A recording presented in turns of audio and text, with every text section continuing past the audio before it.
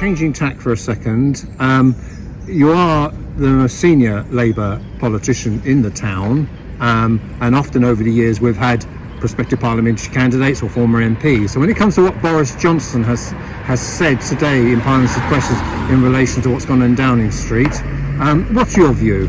Well, probably like a lot of people in the country, certainly from what I've heard on the doorstep, on the phones, and also on the radio, I'm very angry, I have to say, and I felt my blood pressure rising as I watched PMQs today. I felt that Boris Johnson's apology was poor, very poor.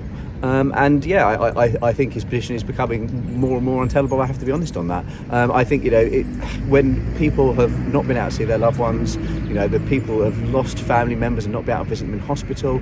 We've heard some really terrible stories like that.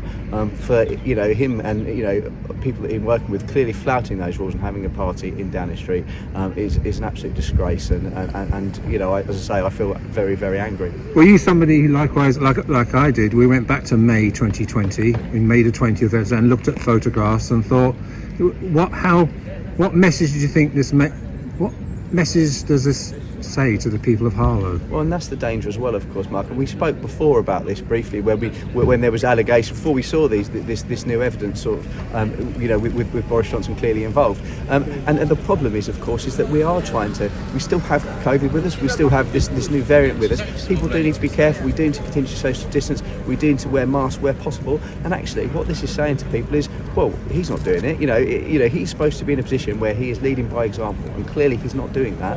If he himself is flouting the rules, so it is a concern. We do need to stop the spread of this virus. We've seen in other parts of the country, the army being called into hospitals. We're not at that stage in PAH, and I want to pay absolute, credit to all of the staff from Lance all the way down to all across that organisation for the work they've done during this pandemic. They've been fantastic. They really are heroes. But clearly, we do not want the NHS to become overwhelmed. So we do need to do what we can to stop the spread of this virus. But people are going to be more and more cynical and less willing to obey the restrictions and the recommendations of the government if the government aren't doing it themselves.